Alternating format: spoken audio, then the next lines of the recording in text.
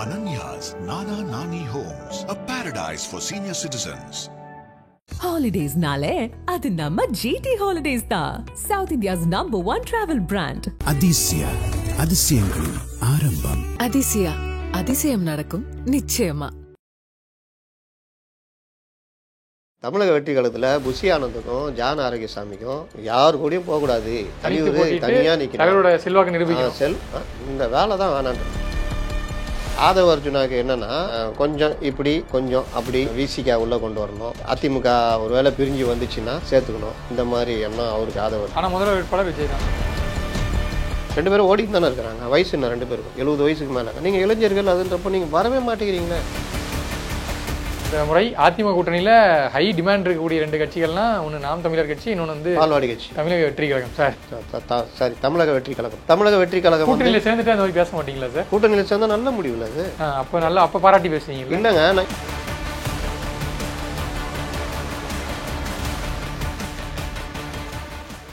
வணக்கம் சார். வணக்கம். சரி, தமிழக வெற்றி கழகத்தில் இப்போ யாரெல்லாம் வந்து தனிச்சு போட்டின்னு முடிவில் இருக்காங்க, யாரெல்லாம் கூட்டணி போலான்ட்டு அந்த இரண்டாம் கட்ட தலைவர்கள்லாம் ஒரு கேளுங்க. இது மாதிரி தான் கேட்கணும். அதை விட்டுட்டு தமிழக வெற்றி கழகத்தில் புஷி ஆனந்துக்கும் ஜான் ஆரோக்கியசாமிக்கும் யாரு கூடயும் போகக்கூடாது, தனியா நிற்கணும், செல்வாக்கு நிரூபிக்கணும், இந்த வேலை தான் வேணான்றது. தலைவர் தனியாக நிற்கணும், நம்ம அதுக்கேற்ற மாதிரி பார்த்து அதாவது செட்டில் ஆகிடணும். தலைவர் அதுக்கப்புறம் நடிக்க போகணும். சும்மா டெய்லி எல்லாம் கிண்டல் பண்ணுறானுங்க. சேர் ஏன் எடுக்கிற அப்படின்னு கேட்டு ஒரே என்னை அசிங்கப்படுத்துகிறானுங்க. அதுக்கு ஒழுங்காக நான் யாருன்னு தெரியாமல் அழகாக மன்ற கூட்டம் போனோமா, பசங்களை மிரட்டணுமா. தலைவர் தான் பயங்கரமான ஆள். தலைவரை மீறி கொள்கைகளுக்கு கூட்டத்தில் கலந்துட்டு இருக்காங்க சார். அதான் என்ன கொள்கை அவங்களுக்கே தெரியாதுங்க. அவர் என்ன பேசுகிறாரு, அதிமுகவை நான் ஏன் எதிர்க்கவில்லை என்றால் அதிமுக ஃபுல்லாக டிஎம் தாவேகாக்குள்ளே வந்துட்டாங்கன்றாரு. குழந்தை கேட்டால் கூட சிரிக்கும். பல்வேறு கட்சிகள் வந்து எங்களை நோக்கி அணியாக வருகிறார்கள் அப்படின்னு சொன்னால் கூட ஒரு நான் தன்னம்பிக்கையில் பேசுகிறாரு, மற்றவங்களை மிரள வைக்கிறது பேசுகிறாரு. அதிமுகவை ஏன் எதிர்க்கலைன்னா அதிமுகவே தாவேகாக்குள்ளே தான் இருக்குதுன்றாரு. இது பேச்செல்லாம் சிரிப்பாங்க. சரி, ஓகே சார். இப்போ புஷி ஆனந்த் அவர்களும் ஜான் ஆரோக்கியசாமியும் தனித்து ஆதவ அர்ஜுனாவுக்கு என்னென்னா கொஞ்சம் இப்படி கொஞ்சம் அப்படி விசிகா உள்ளே கொண்டு வரணும், அதிமுக ஒரு வேளை பிரிஞ்சு வந்துச்சுன்னா சேர்த்துக்கணும், இந்த மாதிரி எண்ணம் அவருக்கு ஆதவர். ஆனால் முதல்வர் வேட்பாளர் விஜய் தான். அது எப்படிங்க அதிமுக சேர்ந்தா எப்படி முதல்வர் வேட்பாளர்? இப்போ பாஜகவுக்கு முதல்வர் வேட்பாளராக இந்த ஆட்சியை தமிழ்நாட்டில் பிடிக்கணும் அப்படின்ற எண்ணம் இருக்குமா இருக்காதா சொல்லுங்கள்? இருக்கும்ல. ஆனால் அவர்கள் ஏன் முதல்வர் வேட்பாளர் எடப்பாடி பழனிசாமின்னு சொல்லிட்டு நிற்கிறாங்க? பர்சன்டேஜ் தான் வித்தியாசம்.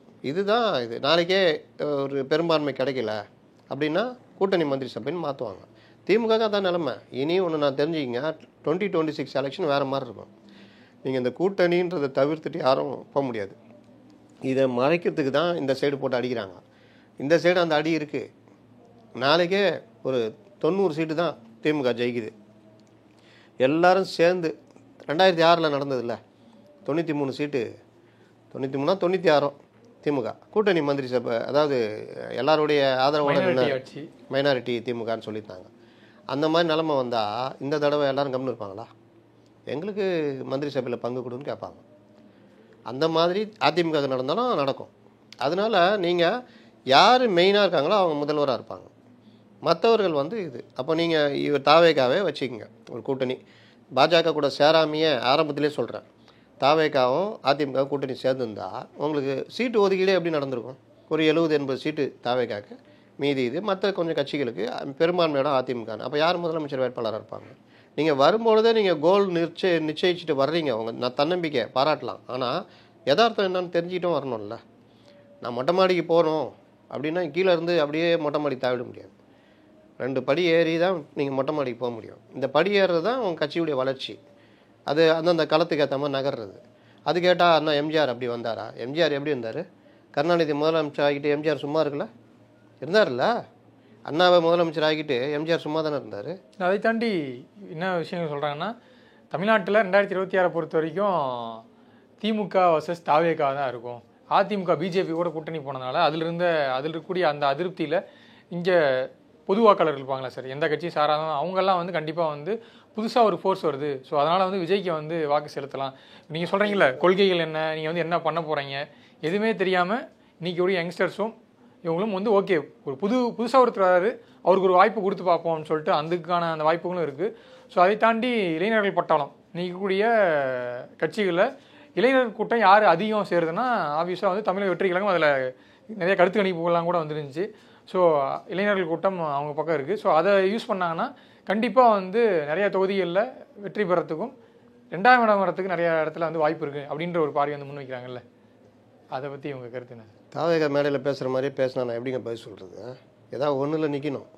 இளைஞர்கள் கூட்டம் அதிகம் வருது, இங்கேயே வரல, ஆர்ப்பாட்டம் நடத்தினால கடைசியாக சார் அதுக்கு நிறைய ரெஸ்ட்ரிக்ஷன் இருந்துச்சு. நிறைய மாவட்டங்களை வந்து ஒரு 50,000 பேர் திரண்டு வந்துட்டாங்கன்னா என்ன ரெஸ்ட்ரிக்ட் பண்ணும் போலீஸு? நீங்க நிறைய கூட்டம் வந்து அசமாதானம் நடந்தா நீங்களே இவ்வளவு கூட்டத்தை நீங்க கண்ட்ரோல் பண்ண முடியாம நீங்க என்ன கட்சி கூட்டம் நடத்துறீங்க? அதனாலதான் வரல, அப்படிதானே? நிறைய கூட்டம் வந்தா இதான் பிரச்சனை ஆயிடும். அதனால எப்பா இந்த பாரு கொன்னே போடுவேன் தலையூரின்னா சொல்லிக்கிறாரு, 10 பேர் இருந்தா ஒருத்தர் தான் வரணும், அதனால 1,00,000 பேர் வர இடத்துல 10,000 பேர் தான் வரணும் அப்படி சொன்னாங்களா? ஏன் மூட் அவுட் ஆகி போனாரு? ஏன் 2 நிமிஷம் 18 செகண்ட் பேசினாரு? என்ன காரணம்? சரி சார், இந்த ஒரு ஆர்ப்பாட்டம் இவங்க ஆர்கனைஸ் பண்ணது ஒரு ஆர்ப்பாட்டம் இல்லைங்க, முதல் ஆர்ப்பாட்டம். தலைவர் வெளியில வந்து கலந்துக்கிற முதல் ஆர்ப்பாட்டம் எப்படி இருக்கணும்? உங்களுடைய ஆர்கனைஸ்டு பவர் எப்படி இருக்கணும்? நீங்க என்ன சொல்றீங்க? சென்னையில் மட்டும் 50 லட்சம் பேர் தாவேகா தொண்டர்கள் இருக்கிறாங்கன்னு சொன்னீங்க. அதுல 10% 50,000 பேர் வந்திருந்தா அந்த எப்படி தெரியுமா இருக்கும் கூட்டம்?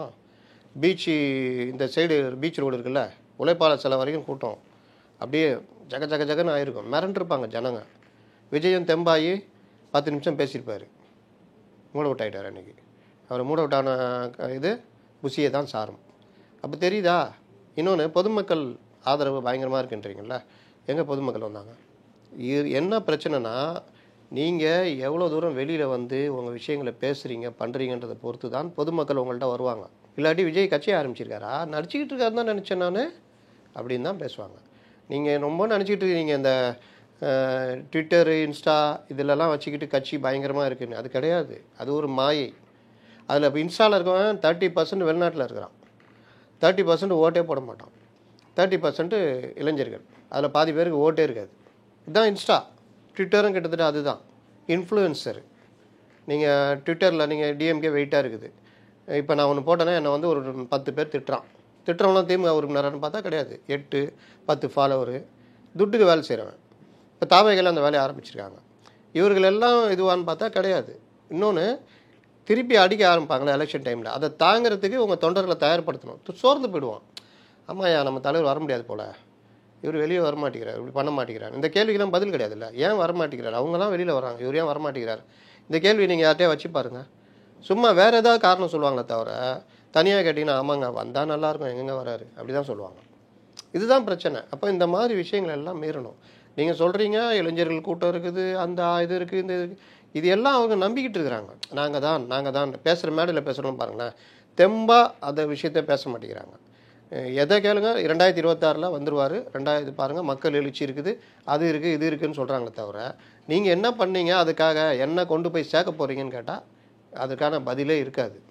அப்போ இதெல்லாம் இருக்குன்றதுனா ஏற்கனவே ஆட்சியில் இருக்காருல்ல, இப்போ ஸ்டாலின் ஆட்சியில் இருக்கார், திமுக வலுவாக இருக்குது, அவங்க ஏன் சும்மா இல்லாமல் ஓடிக்கிட்டு இருக்காங்க? எல்லாமே இருக்குது. நம்ம தான் 45% நிரூபிக்கப்பட்ட இது கூட்டணி பலம் எல்லாம் இருக்குது. பாஜகவுக்கு எதிராக நாங்கள் தான் களமாடுறோம், ஏடிஎம்கே ஒன்றும் இல்லாமல் பண்ணிட்டோம்.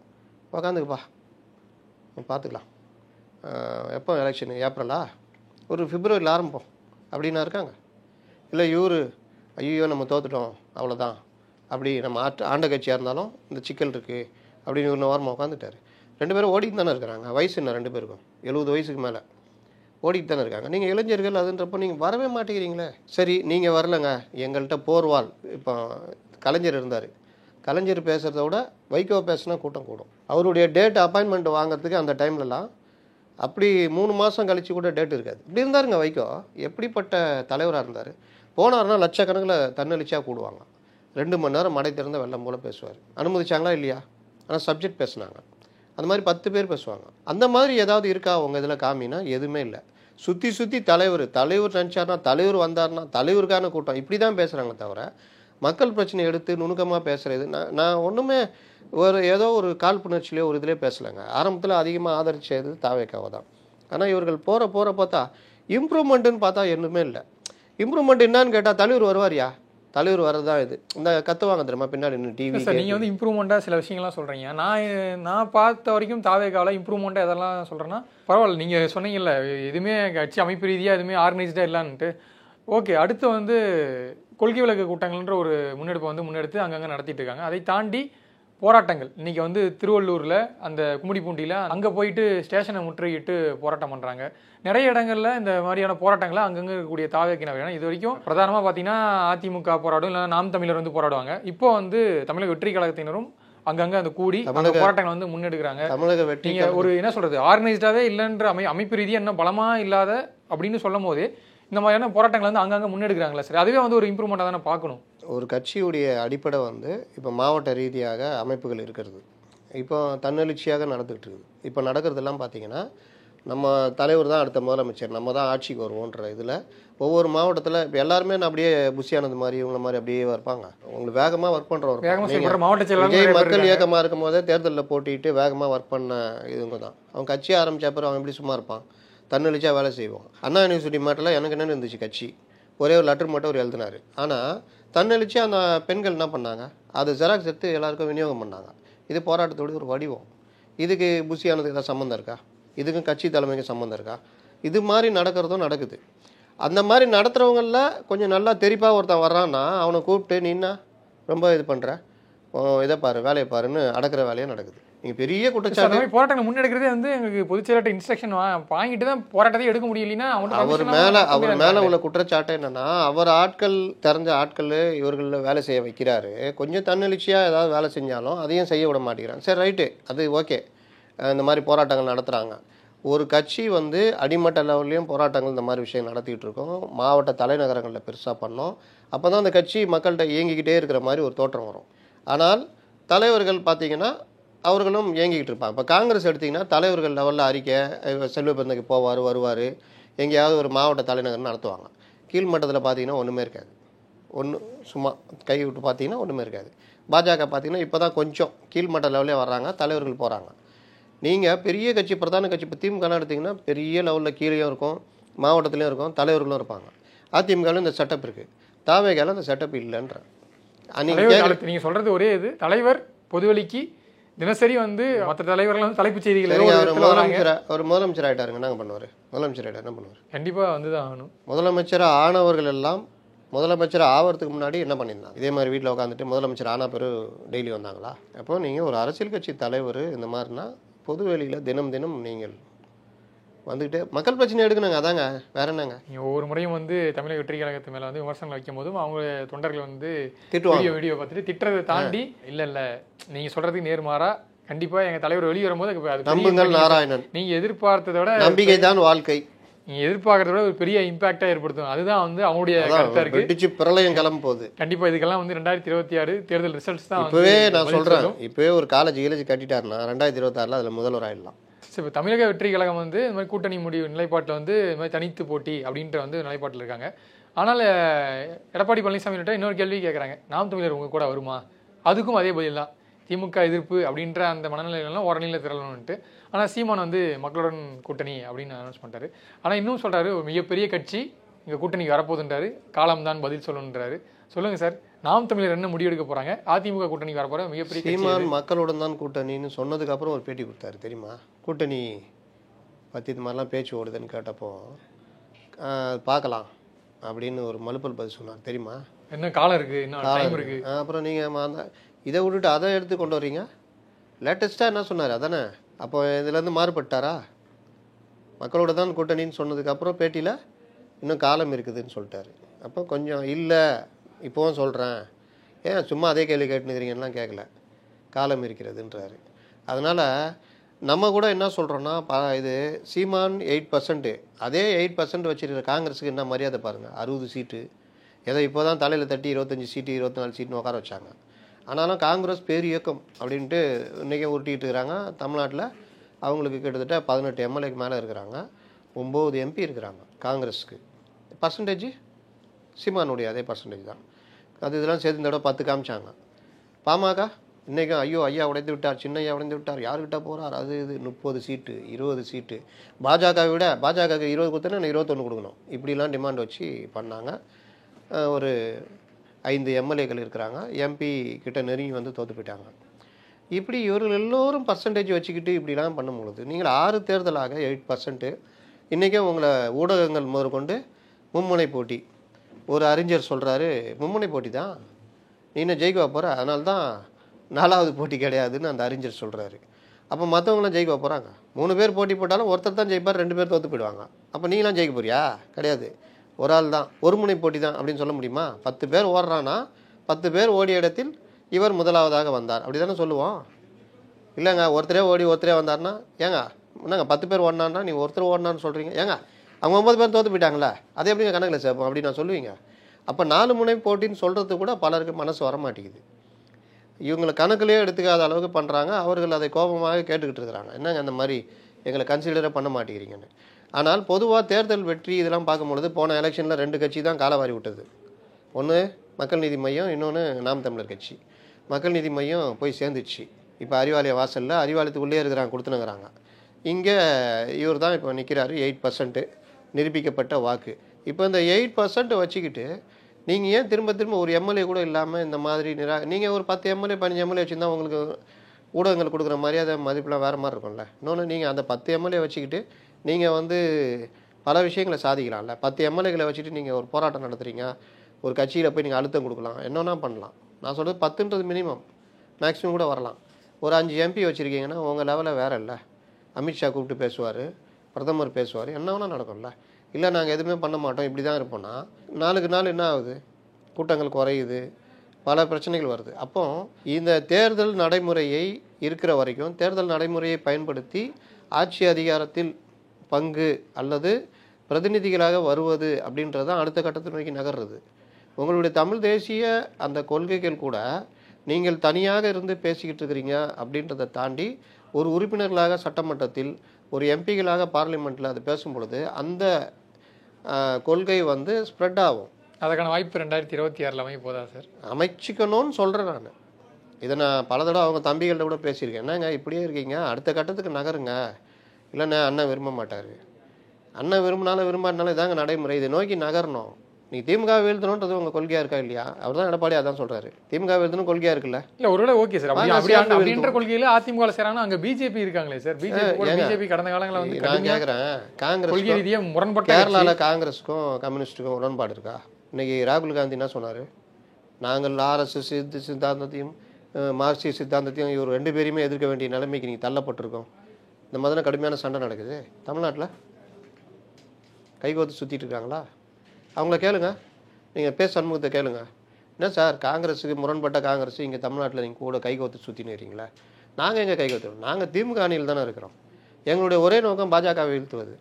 அந்த ஒரே பொது நோக்கத்தில் இணையறோன்னு சொல்கிறாங்களா இல்லையா? ஸோ அதே பொது நோக்கத்தோட திமுக தாங்க. உனக்கு வந்தால் ரத்தம், மற்றவங்க வந்தால் தக்காளி சட்னியா?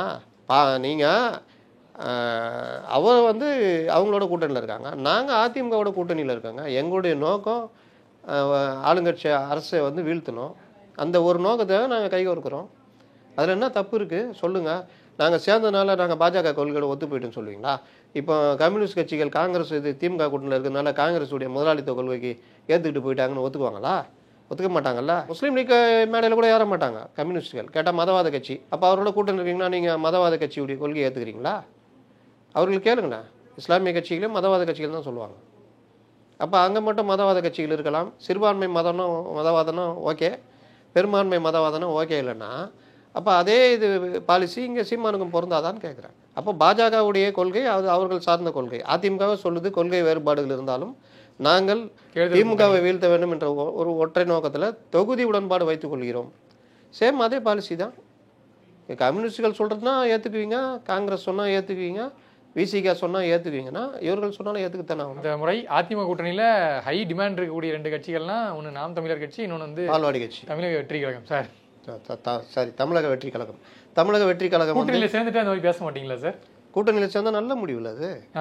அப்போ பாராட்டி பேசுவீங்களா? இல்லைங்க, எனக்கு ஏதாவது லாபம் இருக்காதுல்ல. எனக்கு எதாவது லாபம் இருக்கா? கூட்டணியில் சேர்றதுக்கு தான் ஆரம்பத்துலேருந்தே சொல்லிட்டேன். ஆமாங்க, எனக்கு எதாவது லாபம் இருக்கா? நான் வந்து நடைமுறையை பேசுகிறேன்றேன். நான் அன்னையிலேருந்து தானே சொல்கிறேன், புதுசாக சொல்லல. ஏங்க உங்கள் கட்சி இந்த நிலமையில் இருக்குங்க, நீங்கள் அடுத்த ஏங்க இன்னொன்று சொல்கிறேங்க, விஜயை பெரிதும் வரவேற்ற ஆள்களில் நான் ஒரு ஆள். ஏன்னா விஜய் போன்றவர்கள் வரணும்.